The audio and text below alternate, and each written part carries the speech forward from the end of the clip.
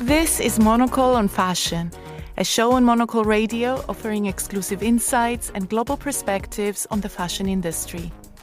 I'm Natalie Theodosi, Monocle's fashion director and your host.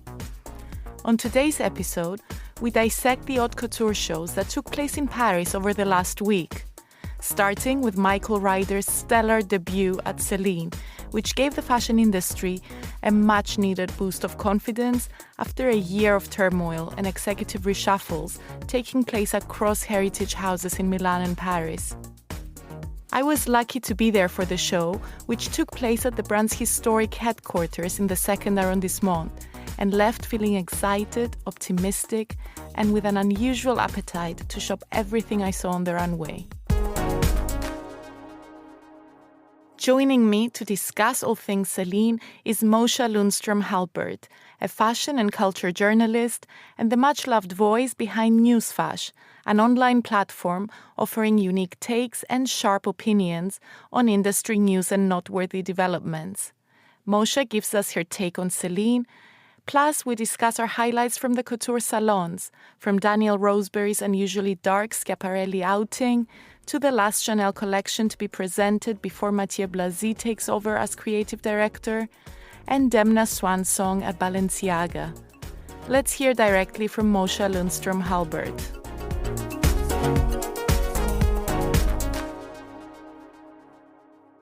I think we should give a little bit of context. Please. We've known each other for almost 10 years. Yes. At Women's Wear Daily and Footwear News, you were probably one of the first people that I met, and I used to help organize your Fashion Week schedules when you were already a big editor in New York. I mean, I was nothing without your help, especially here in London, where you would help me set everything up and navigate town and welcome me into the office, into the newsroom. You know, these environments can be kind of intimidating, especially when you're from another place. But I always said to you, you have an amazing voice. I love the cadence of your voice. I love your accent. So hearing you in my ears on the radio, on Monocle, just delights me to no end. And it's so fun that we get to do this together now. Absolutely. And you've been kind of building a platform of your own, discussing a lot of the shows and generally fashion news. So I think it's perfect timing to hear what you've been thinking about the couture shows that have been happening. Before we speak about couture, though, we have to speak about Michael Ryder's debut at Celine, which was a mix of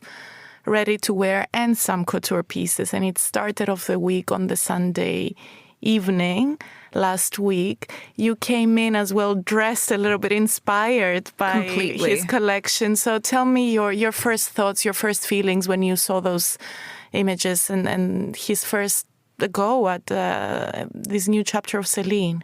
Well, yes, I'm a very method dresser, I guess. I needed to dress the part in order to get myself into the headspace for this conversation. But I will say, I think it was very smart of Celine to show just at the beginning of couture, because they seemed to kind of galvanize the season and also capture a lot of attention and conversation that might have been lost during a busier ready-to-wear Paris season. And I think what it really drilled home for me, this collection, was something I talked about on Newsfash, which is the power of styling and the impact that a great stylist can make on a designer and on a collection and a brand as a whole. So I'd love to talk about Michael Ryder, but kind of first and foremost, I think we need to talk about his stylist, Brian Malloy. I think so. You're such a good point, because that's part of the success, right? It's not like he showed something that was completely new or anything that we haven't seen before, but it was done so thoughtfully. And like you said, the styling was so on point. All the quirky accessories and then the way they combine color is so interesting. And Brian Malloy, I mean, he's behind the row. He's behind a lot of... Tory Burch. Yeah. Issey Miyake. I mean, what range? What is it about him, you think? What's that magic touch that he brings to a collection? Well, first off, he has such a knack for accessories and accessorization, if that's even a word. But that is really important for these brands, especially LVMH, with kind of softening profits, and sales have been down at Celine recently. So they needed this like injection of desirability because it had been a bit of a lull period with Eddie leaving. And I think people knew what to expect at Celine for a while. But I love looking into people's backgrounds and understanding where they've been in terms of where they are now. So if you look at Michael Ryder, for instance, I mean, he came from Polo Ralph Lauren, which he completely transformed. And I think you see it all around London, but even just like the Polo ads and their art direction and their collateral, it's so much more fresh than it used to be. And that was really the Michael Ryder impact, because everyone loves this idea of classic wardrobe staples or seeing preppiness done right, where it's not obnoxious and it actually feels evocative and cool. And he knows how to do that. But then also he had worked with Phoebe Philo at Celine as well. So it's really that background. But then I saw in the collection, and I'd be interested to hear what you thought, considering that you were there, I could see a bit of the Michael Kors at Celine. Remember, Bernard Arnault brought him over in the 90s to make it a bit more commercial and bourgeois at the same time. And then I also saw the Eddie Slimane nods with like the skinny pants again and some of the tailoring. And then the Phoebe Philo references seem to me to be there too, with some of these scarf details and the dresses and the oversize and the emphasis on outerwear and the irreverence. And it seemed like he had all these different ideas, and then his stylist, Brian Malloy, brilliantly distilled it into looks that felt fresh and new, but still referential, which is really hard to do. Definitely, and you're right, and I think that was quite intentional. He didn't want to erase history, which I think some designers have tried to do in the past, but I think this is a much more respectful way when you're going into a house. And there were all the nods to Michael Kors, Eddie Slimane, Phoebe Philo, who he worked with, of course. So remixing all of that and paying homage to the people that came before you is, to me, is the best way to enter a house. And still, he found a way to make it feel fresh. I've never seen so many people smiling at a show. Really? There was so much excitement. It was almost electrifying. And if you think about it, it was cold. Some of us were outside. It's a Sunday. It's a Sunday. There was rain licking through the scarf that they had put to cover the courtyard. But no one cared because it was just a beautiful collection. And another thing that stood out to me, and I'd love to hear what you think, is that it felt like a shift in attitude and culture as well. Mm-hmm. You know, the way that they approached a debut show. The invitation was really discreet, a beautiful black and white scarf that wrapped around. Did you get one of those? I got. What a keepsake. Yeah, and I'm keeping it, and which is actually, again, very rarely happens. Fresh flowers sent to every guest. Thoughtful. Exactly. And there were, of course, some interesting names and celebrities on the front row, but I felt like I'm going into a spa. I mean, there's this calm music. Everyone was sat around chatting. It didn't feel overcrowded. There weren't paparazzi and photographers screaming outside. So it's this idea of intimacy as well. Do you think that this is the way forward for shows, even for the big luxury brands? Well, it's interesting because it's quite different than what Eddie Slimane was doing, right? He was doing these shows that they weren't exactly warm. They felt more like concerts, and you didn't know exactly when they were going to happen. And some were staged to even feel like shows, but nobody was actually invited. And they would just capture the footage exactly how he liked. Whereas this one felt a little bit more real. And you never know until you're in the room. So it's fascinating to hear what you observe actually being there, because, I mean, we've both been to many shows where it was some of the designers' best work. It was spectacular, and people are just in a bad mood, or they just keep scowling the whole way through. Like, it doesn't cut through everything else that's going on and actually elicit a reaction. And I think for me, not being there, but witnessing it from afar, it almost felt to me like the front of book pages that Emmanuel Alt used to edit in French Vogue, where it was like an editorial. Like, I was taking all this inspiration, like, oh, a jazz shoe, white jazz shoe with a cute little sock. Oh, a scarf tied just so. Okay, we're going to layer the rings. Oh, we're going to wear 3 shades of blue all together. Oh, maybe I need to iron my jeans with a press right there in the front. Oh, a crooked collar. You know, there was all these references and inspirations that you could take, even if you are not a Celine client or it's completely without your budget. But I think that's very smart in today's day and age to get an audience invested in your vision and where a house is going, where it doesn't feel so exclusive, and not even exclusive in terms of the price point, but also just in terms of the ideas. Like, I think a lot of the ideas there we could parse and we could recreate ourselves with pieces that already exist in our wardrobes, which is not something you see every day, especially we're not about to see it going into couture right now. Exactly. And I think it's this idea, some designers are speaking about it, of design as service versus just servicing your own creative vision and your own idea of what a woman is giving a lot of ideas and tips and things that people can just adopt in their everyday wardrobes without even buying anything. I also found it interesting that he spoke about not wanting to share too much about his references and just letting people take what they like, get some styling ideas and just feel the attitude rather than over-explaining who he was inspired by, who was his muse, and that it's more about an attitude.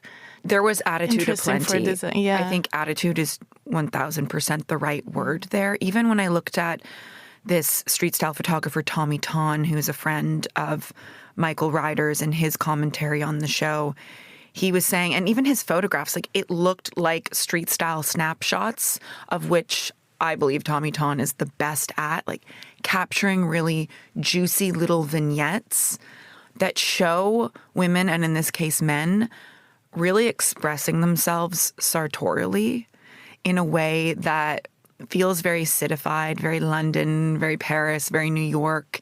And then there was this infusion of like what I'm calling Parisian prep also, because it was this idea of classicism, but it was through this French lens, but it was by an American, and all of those filters together. I thought there was this preppiness that we also saw for Jonathan Anderson's first collection for Dior as well, where things are getting a little bit crisp again, but then they're juxtaposed with, you know, a cargo pant or a leather slim boot cut, or all these little touches that bring it into the here and now. And it just makes your eyes twinkle. It's almost, to me at least, everything I would wish for a 2025 vision of the Phoebe Philo Celine to be, just refreshed. That era gave me so much excitement and inspiration, and it never quite came back with anyone. And now it feels like it is back and just refreshed for 2025. And hopefully all those customers and the people who are collecting her clothes will find a new home now. I have to ask you, though, the one thing that stuck out to me as it took me out of the moment was the dresses. And I'm wondering how they translated in real life for you. There was sort of this onslaught of black dresses because it was a really big collection, 72 looks. And I just didn't think photographically they were necessary, or even from a brand perspective. Like, are people going to Celine for a gown or for a little black dress? But what purpose did they serve, in your opinion? I thought actually some of the T-shirt dresses were beautiful. Maybe it doesn't translate as well on camera, but it was something so simple, a maxi T-shirt dress styled with a raffia hat and really cute summer accessories. Loved all the raffia. Exactly. And looking at it up close, the following day at the Risi was like made with the most beautiful kind of thick silk. So those kind of ideas were, to me, beautiful. Some of the shorter dresses, the little black dress is part of the Celine vocabulary. I do see your point that there were some almost like the couture level pieces that felt maybe a little bit disjointed. Someone who was more excited about the ready to wear and all the day wear and those ideas that were on display at the beginning. But it's early days, right? And he will have to experiment and across different categories. No, I think it was a great first kick at the can. And all the accessories were just very fun to look at up close, and seeing this idea of like crumpled bags or that were almost looked twisted or pre-worn a little bit. And I think some of the footwear is going to do very well as well, like walkable, but still lively outfit-making flats. I mean, who can resist that?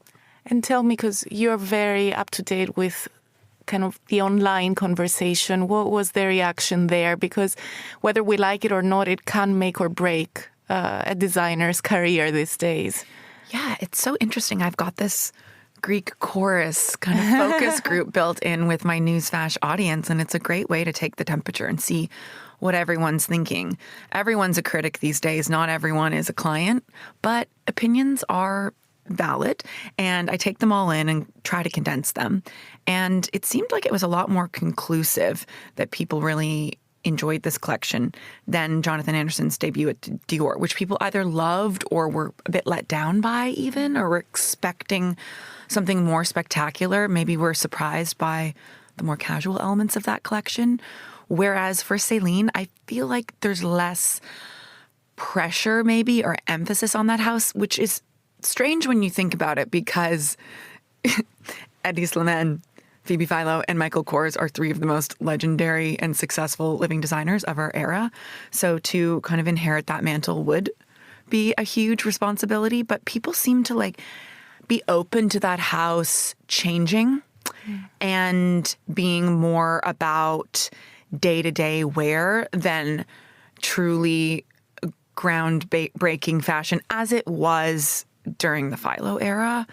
So I got a few people saying they thought it was over-accessorized, but I think that was sort of the point, to kind of push the accessories to the max and test the limits of good taste a bit, which I think Brian is really good at. So, but overall, people were really excited by it. And I think people are also my audience, extremely curious to see where Eddie Slimane's going to land next. Yeah. That's another conversation, I think, for another episode. But I think we should move on more deeper into couture, and specifically Schiaparelli, which was another collection that I think it is more divisive, especially this last one. What did you think of Daniel Roseberry's last show? I think he keeps upping the ante for himself. I mean, when you talk about pressure, I can't imagine, because he really has emerged as the star of couture. And he is the one that everyone looks to for couture. And if you think about it, his competition, I know it's not real competition like sports, but I think about fashion like a sport. They're virtually eliminated this season. Maria Grazia's gone. We don't, Dior's in a little bit of a couture limbo. Are we going to see Jonathan Anderson's couture? No, he's going to show it next in January. Season. So and it's his first go at a couture collection, which should be really interesting. So Dior's benched this season. Chanel also were waiting for Mathieu Blazy, who's been given this long runway, no pun intended, in order to prepare for his first show, which isn't till October. So it really is, all eyes are on Schiaparelli. And I think for them, it's a brand that is really controlled in terms of their distribution, let alone their couture, but they do ready-to-wear as well. But you don't see it on the streets. It looms and lives largely online, and I think in public discourse, and people love to look at his creations because they are so creative. He truly is a master creative. But I also thought that this collection, and I'm interested to hear what it was like for you in the room, seemed a bit darker and like he was exploring a more macabre, almost creepy side, like that beating heartbeat on the back and just twisting the body around, turning the female form inside a saddle with all these equine references as well. There was a real dark side, almost like a Stephen Klein photograph was a bit of the vibe I picked up on. I see that. It did feel quite dark. I mean, the color palette, usually there's a lot of golds, a lot of metallics, more corsetry. And this was mostly black with a few reds here and there. And then that was in itself a departure. But it felt quite dark. different type of silhouettes. I felt a little bit awkward as I was watching the models try to get upstairs and not able to really move. And you don't have to go upstairs in couture. Exactly. Keep it on a level surface. He has received this kind of criticism in his last show, which was all very corseted gowns. But that show to me felt just aliens landing on the catwalk. It was so otherworldly, could have been anything, and I didn't feel so awkward. Well, it just didn't feel. It felt like a more traditional vision of femininity, not so modern. And couture should be modern still. I mean, I hate to say it because this is something I harp on a lot about on Newsfash, but this idea, if you compare his idea of the female form and the strictness of it to like a female designer like Maria Grazia Chiuri, who showed some couture looks in her final collection for Dior, she had such more of a fluidity to her work. Like, women were not struggling to move. And I do think that this is something that male designers often neglect to think about. Like, they put the artistry and the beauty of everything front and center. But even if it's couture, if I'm paying hundreds of thousands of dollars for a dress, I do want to be able to move in it. To go up the stairs. To go up the stairs, at least. And if you looked at the finale looks that Maria Grazia showed, where she had almost turned women into these sculptures, but through beadwork, but it moved with the wearer. The Daniel Roseberry approach, and a lot of his male counterpart couturiers, would be to do something a lot stiffer and more structured, and that can be viewed, still, but when you try to move in it, some of the, I think, vision is a little bit lost because it doesn't always fully function as clothing. And like you were mentioning earlier, they've still managed to achieve this really fine balance of being quite a small brand, very artisanal, but also very much a part of pop culture in recent years, where you might not see it on the street, but you do see it online. You do see it a lot on the red carpet, and it's been embraced, and at least the visibility and the awareness of the brand has grown. One question that I was asking, actually I wasn't quite sure how to answer, I'd be curious what you think, is that whether that has gone a little too far into the mainstream, especially recently with Jeff Bezos' wife wearing one of the couture gowns to her wedding. How do you create a balance between those two worlds and also decide where your brand sits? It's that saying, money can't buy you class, and also fame can't buy you taste and the ability to just pull anything off. It's kind of a fun litmus test to look at the people that Schiaparelli dresses in these looks that are, A, as we've discussed, hard to wear, and B, hard to pull off because it's a lot of look, and see who does it and who doesn't. But, I will say with Lauren Sanchez Bezos, the criticism you cannot give to that Schiaparelli look is anything to do with the fit. I mean, it fit her so exquisitely. And clearly that's because she went through the proper couture steps where it was ordered, made for, and fitted for her, which involves multiple fittings, which is what true couture clients do. Not all of them are so visible, though, right? But then when you see celebrities where there's less fittings involved come to the shows sometimes and then have to sit, like, what was it like seeing Cardi B in that? She almost had a tent on her bustier. I didn't see it. I think they took it away, but apparently she came with a raven on her hand. Fabulous.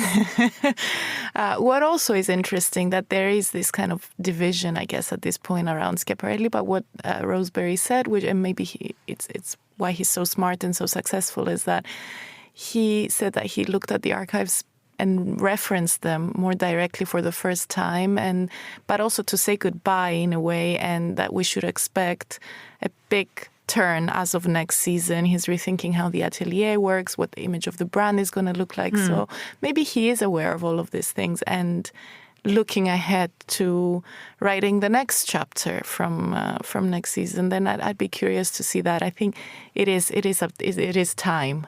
Yes, I wonder if he'll stay there long term too, because his name keeps getting thrown into conversations. Mm-hmm.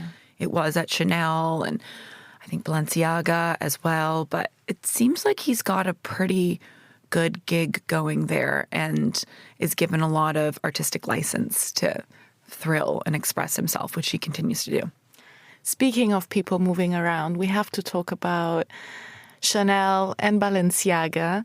Like you were saying, Dior is benched. Chanel as well is kind of in this transit. So the big news this season was more about it. The show almost took a form of a retrospective. And before, guests received this beautiful book edited by Sofia Coppola that looked at couture over the last century that Chanel has existed.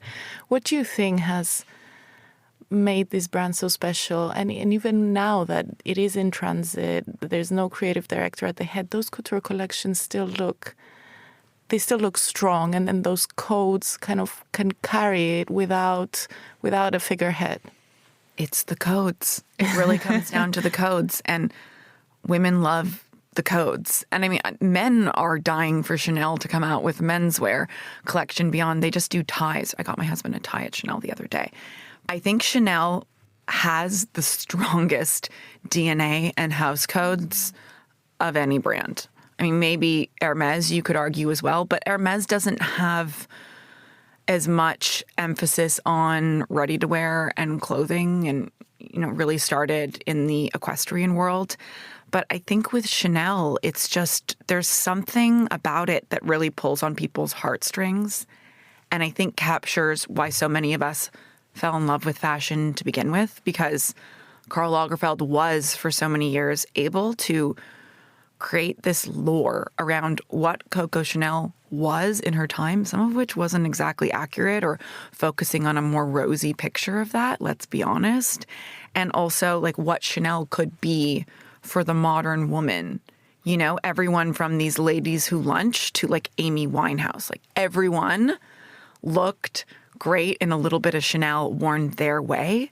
And I think it's going to be very interesting to see how Mathieu Blazy takes his more artisanal leanings and reinterprets those codes, because it's so rife for the picking. And I think what's happened the past few seasons, I don't think it's made people any less in love with Chanel, but I think it's made them long for Chanel to bring us that sense of fantasy again that hasn't existed. I mean, if you go to the stores, they're still very busy because everyone loves a good ballet flat and a great bag that's not going to go out of style. But I think the house has laid a little latent recently, and it's time for them to maybe close the chapter, which is what this book might have been about, on always going back and hearkening back to Coco Chanel and kind of stepping forward into like, what is Chanel? I mean, a lot of their younger consumers, they don't know about Coco Chanel. They maybe don't even know about Karl Lagerfeld. They just know about the house coats, and they just know about, their mother's lipstick or the logo on a sunglass. And so I think it's really time to reinvent, not just from a design perspective, but also from a communications perspective too, like who Chanel is dressing and how they're dressing and how they're communicating, and are they trying to be more sustainable? They've launched this new company that's all about taking their offcuts and making them into new materials that they use or that they sell to third parties. So it's definitely a watch this space moment, don't you think? It's interesting, and I think you just said it exactly right. And it's almost like closing the chapter. So this book is really symbolic, and they did show a really beautiful collection, a lot of whites, which again, I think symbolically it's a beautiful message to send out. But now all eyes are on Mathieu Blazy and how he's going to bring everything into the future. I would love to see that. I would also love to see how Chanel dresses women of a certain age, because that really is their loyal clientele, like more mature women who can afford those clothes. And I think in a lot of their advertisements and public-facing people that they're dressing, it's skewing like very young. There's a few exceptions where I think it really works. Like there's this Icelandic Chinese jazz singer called Leve, and she sat front row at the show, and she's like a Chanel ambassador, and she'll wear Chanel, and then she's playing the cello on stage with a symphony and singing her heart out, and it's brought jazz to Gen Z. Like there I like to see somebody in Chanel. But there's a lot of, the Margot Robbie in Chanel moment didn't really work. Like, I would love to see who they can dress next in a way that feels fresh and irreverent. Like how Karl Lagerfeld used to be so ingrained in culture, where he would pluck people like a Florence Welch, like an Amy Winehouse, and put them in Chanel, and then therefore recontextualize what Chanel is and what it means to youth culture. Such an interesting point, and so much to look forward. Speaking of goodbyes and closing chapters, I think the other very big news of the week is Demna's last collection for Balenciaga Couture. And I think Couture is particularly interesting because, again, Demna was a very divisive designer, but with Couture you could see a lot more beauty, a lot more he returned to the codes of Balenciaga, restarted the whole atelier. So I'd love to talk more about his legacy and what he built there, especially on the back of that great exhibition that they did within the Kering HQ that looked back at what he's achieved. And they had this really interesting format where, as you approached some of the pieces, you could hear the audio of him talking you through each piece, what his inspiration was, what his thought process was. And it just got me thinking how over a decade he just transformed the house. And again, now under Pier Paolo Piccioli, I'm sure we're going to see even bigger change. Until that, though, what is your take on Demna's Balenciaga and Couture in specifically? Well, for better or worse, he is our era's enfant terrible of fashion. He's such a divisive character beyond just a designer. It's interesting how he elicits such a strong reaction in people. There's very few houses or brands or designers that I'll discuss on Newsfash that will be so polarizing and people will feel so strongly about and wish to almost publicly stone or admonish for things that they view as faults or mistakes that he's made in the past, or not liking his work. But then clearly it does resonate with another group of people that feel just as passionately on the other side. And also he has ingrained himself within Hollywood as well. And I think, speaking of celebrity strategies, Balenciaga has done a really good job at putting their work and their gowns on the right people for the right occasions, for these moments where they've been able to, shine their brightest. But I think Demna's one of those designers, whenever I look at whatever he's made latest, it's almost like a Rorschach, or it's like a therapy session. You can take the pulse of where he's at mentally in that moment. He puts it into his work, which you do not see very often these days. I mean, with the corporate structures and control and pressure that people are under, they don't often get to do that or figure out a way to do it so subliminally, which he does. I mean, look at the collection that he did when the war in Ukraine broke out, which was a commentary on his life as a refugee and leaving Georgia. He has the ability to weave in a greater social discourse and dialogue into his work. And also, I don't think many people would describe it as heartfelt, but there is an emotion there, and it's incredibly evocative. And I think this is a real end of an era for him, and he's going to do the same with this final collection. I thought it was so poignant that at that exhibit, he released an email of his rejection from Balenciaga from an internship. And it was so relatable. We've all been there, been rejected by brands and organizations. I've had brands and organizations that I've applied for jobs for that have rejected me, and then they ask me to be a guest, or they quote me, or we've all had that kind of humbling and then full circle moment in this industry. And he worked his way up from spending time at Margiela and working for many greats, and he's now being able to take over Gucci in, I think, what is going to be one of the most exciting moments in the coming seasons. So I think he's probably feeling quite emotional about this end of this era and deciding how he's going to honor what has been a very rocky road at Balenciaga, but riveting to watch. Definitely. And there was a lot of irony, a lot of poking fun with his collections, which I always find interesting, even if I didn't necessarily like the result, like a leather bag that resembles a packet of crisps, IKEA bag made in luxurious leather, all these things. But I found it always fascinating that for Couture, he took a slightly different approach, and there was real craft and respect to the house, the fact that he just reignited the couture and the original atelier of Cristobal Balenciaga in itself is an extraordinary legacy. But it will be interesting to see if he'll take those same elements and translate them into Gucci, or if we'll be able to see something completely different. I'm hoping for the latter. I don't know what you think is going to work. Do you know what's one thing I just thought of, though, is Peter Coping, the designer, used to be his right hand for couture and for celebrity dressing, and he's now the creative director at Lanvin, and he started last season. So I wonder who Demna is working with now, or if this is kind of his own last hurrah, because I think Peter Coping was and is a master of evening wear, and I think Demna can do it all, but doesn't necessarily love all those facets and is a bit bored by like conventional tropes around beauty and formality.